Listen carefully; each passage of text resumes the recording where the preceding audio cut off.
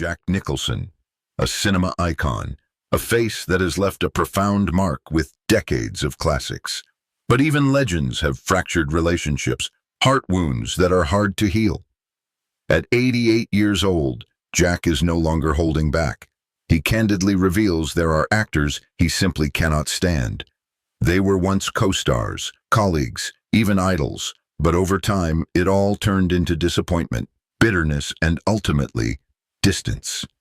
In this video, we'll count down 6 controversial names, 6 stars who once shared the screen with Jack Nicholson, 6 relationships that created immortal films, but also left indelible scars in his heart. And the question arises, was Jack Nicholson too harsh? Or is he one of the few daring to speak the raw truth of Hollywood? Let's explore, starting with the first name, Marlon Brando. That name was once a beacon for an entire generation of actors. With A Streetcar Named Desire, On the Waterfront, and The Godfather, Brando didn't just act. He redefined acting on screen. For Jack Nicholson, Brando wasn't merely an idol. He was a mirror, a flame that lit the path of art. Jack once admitted he studied Brando's every gesture, every breath, every pause. So, when both were cast in the Missouri Breaks in 1976, people thought it would be a golden moment. 2 legends in the same frame, the perfect combination, but that dream shattered quickly. Nicholson recalls stepping onto the set with intense excitement, but what he encountered was a strange Brando, lazy, indifferent, and reckless. Brando didn't memorize lines. He taped cue cards everywhere, on lights, on props, even on co-stars' foreheads. As long as there were words, he'd read them. Nicholson painfully exclaimed, "The man who created modern acting now became a clown with cue cards." It didn't stop there. Brando constantly disrupted scenes. Sometimes he'd suddenly switch to an Irish accent. Other times he'd wear a dress, don bizarre hats, causing chaos on set. Director Arthur Penn was bewildered. The crew was exhausted, and Nicholson, devastated. To him, this was no longer art. It was a selfish game, where Brando entertained himself while the team suffered. The film flopped miserably. But what hurt Nicholson most wasn't the box office failure. It was the bitter truth. The idol he worshipped for so long had become a lazy genius. Nicholson bitterly concluded, "A lazy genius is just a deceiver in fancy clothes." Even so, deep down, Jack never fully severed his feelings for Brando. He once called Brando his soul brother, and when Brando passed away in 2004, Nicholson left a brief statement. He was the most talented actor. I love him, and I miss him. Was that forgiveness, or just Jack's final real-life performance?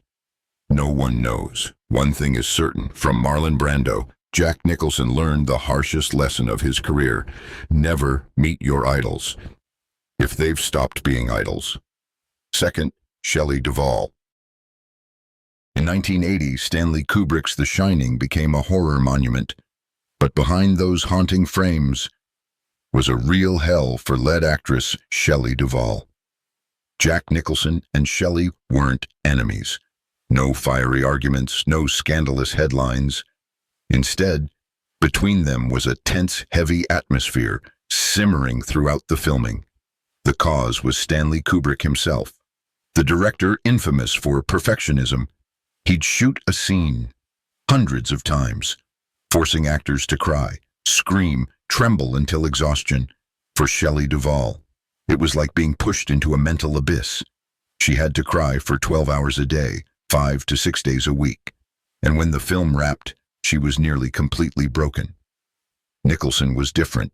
That immense pressure turned him into an erupting volcano.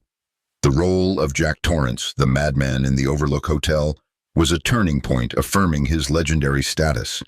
But that very contrast created distance. Nicholson needed focus, stability, while Shelley, day after day, brought uncertainty, fatigue, and depletion. Jack once admitted, "Acting is a dance. You need a partner to find the rhythm." But with Shelley, it felt like we were hearing 2 different songs. At the time, Nicholson didn't hide his disappointment.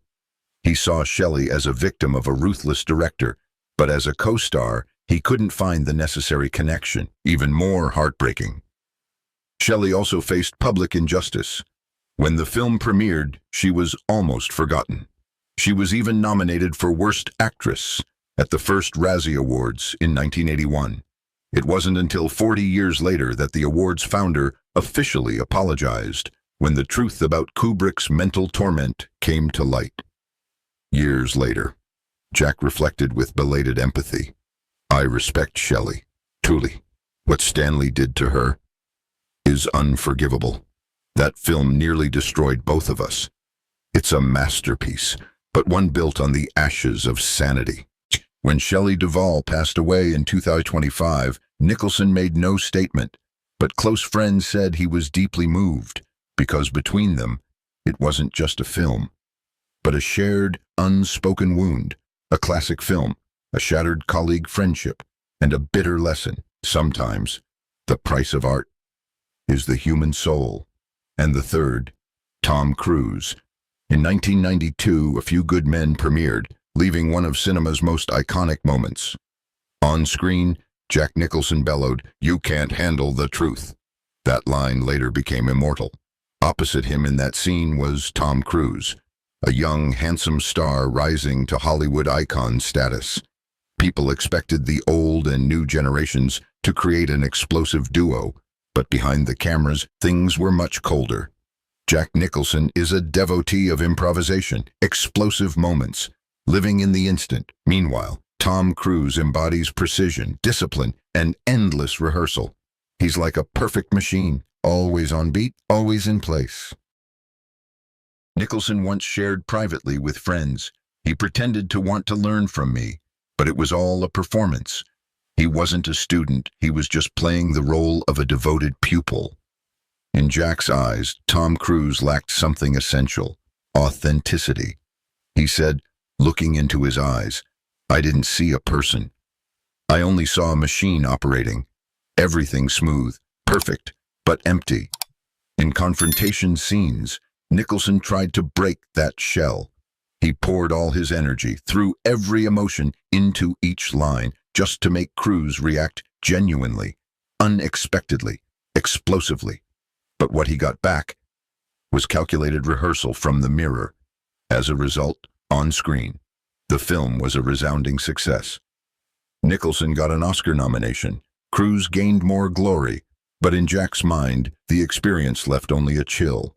He affirmed later, "I respect ambition, but I never want to repeat it. We did it once, that's enough. No need for a second time." And Tom Cruise, he always maintained respect. He called Nicholson a master, a silent teacher, but beneath those seemingly sincere praises, a distance lingered. Perhaps both understood clearly they belonged to different schools. One is a volcano erupting unexpectedly. The other is a jet calculating every path. Both great, but unable to fly in the same sky. Fourth, Faye Dunaway. If Chinatown in 1974 is one of cinema's masterpieces, then the pairing of Jack Nicholson and Faye Dunaway is its heart. On screen, they exploded. He was the cool detective J.J. Gittes, she the mysterious Evelyn Mulwray. They didn't just act, they collided, and created cinematic magic. But that explosion seemed meant for only once.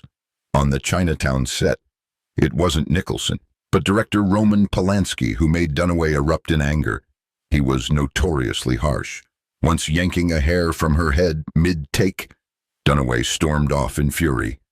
It was Nicholson who stepped in to soothe, calling her by an affectionate nickname, the dreaded Dunaway. She admitted years later that friendship helped her continue the film, but by 1990, when Nicholson decided to direct the sequel, The Two Jakes, everything changed. He hoped to recreate the old magic, but instead, a nightmare began. Nicholson recounted, "She was always late, always arguing, always challenging every line, not to make the film better, but to seize control." He saw it no longer as collaboration, but sabotage. Tension escalated to the point Nicholson considered firing her mid-production. Instead, he chose a colder way, cutting scenes. reducing Dunaway's role. And then, the two Jakes failed heavily. Nicholson's directing career ended right there. Faye Dunaway, in a 2000 PMA 24 documentary, admitted those battles. She mentioned bipolar disorder, extreme perfectionism, and an obsession with control. In nostalgic eyes, she still remembered being slapped repeatedly by Nicholson in Chinatown. She said, "I told him, slap for real." And he did. It hurt, but it was real. And it became history. Perhaps that very realness made them forever distant. From friendship to adversaries, from affectionate nickname to cold silence. No more arguments, no more reunions, just an empty space, dusted with time. And perhaps that's the deepest sorrow. Two artists who once touched glory together, but couldn't share another glory. Fifth, Sean Penn. In the early 2000s, Sean Penn had stepped out of his rebel star image. He became a serious, ambitious director. When Jack Nicholson agreed to star in The Pledge in 2001, many believed it would be a dark, profound, weighty masterpiece. But what the public anticipated turned into a fierce clash of filmmaking philosophies. Nicholson saw acting as freedom. He entered scenes like a jazz musician, letting emotions guide, surprises emerge. He once said, "I'm not a brushstroke. I am the paint flowing." Meanwhile, Sean Penn was like a perfectionist painter. He wanted to control every glance, every breath, every pause in dialogue. To Nicholson, that wasn't direction. It was shackles. A crew member recalled, "No shouting, no fights, but the air was always heavy." Jack often stayed silent after each take, as if his joy had been drained. Nicholson reflected later, bitterly, Penn didn't direct a performance. He directed the outcome. For an actor like me, that's death, like running a marathon with tied feet. As a result, on screen, Nicholson delivered a haunting, obsessive role praised by critics, but behind it, his passion had withered. And after The Pledge, Jack Nicholson never touched such raw and dark roles again. The story grew stranger when both attended a film festival in Moscow, on a shared trip with Vladimir Putin. Their convoy sped through small villages. Villagers were chased away by armed guards. Penn described, "The whole trip exuded cold, senseless violence." Nicholson tried to keep diplomatic, even joking about inviting Putin as a producer. But for Penn, the experience only widened the gap. That's a symbolic image of their relationship. Two people in the same car, on the same road, but seeing the world through completely different eyes. After The Pledge, Nicholson and Penn never collaborated again. No public fights, no direct criticisms. Just two artists diverging, carrying heavy memories no one wants to revisit. One continued as director-activist. The other chose seclusion, vanishing from the big screen. And The Pledge remains, like a sad melody, where creativity was stifled and freedom lost. Sixth, Leonardo DiCaprio. In 2006, Martin Scorsese brought two generations together in The Departed. Jack Nicholson, Hollywood's volcano, and Leonardo DiCaprio, the new generation's shining gem. On paper, it was a dream, but in reality, a silent showdown. Nicholson played Frank Costello, the reckless, defiant, dangerous crime boss. DiCaprio became undercover cop Billy Costigan, full of anxiety and tension. Every shared scene burned, tense to the point of breathlessness. But what audiences didn't know is much of that tension came not just from the script. It came from real conflict between the actors. Nicholson loved surprises. He always wanted co-stars pushed out of comfort zones. Once, in a scene, he suddenly pulled out a real gun, not in the script. No warning, cameras rolled, and fear showed in DiCaprio's eyes. That was genuine reaction, no acting, no faking.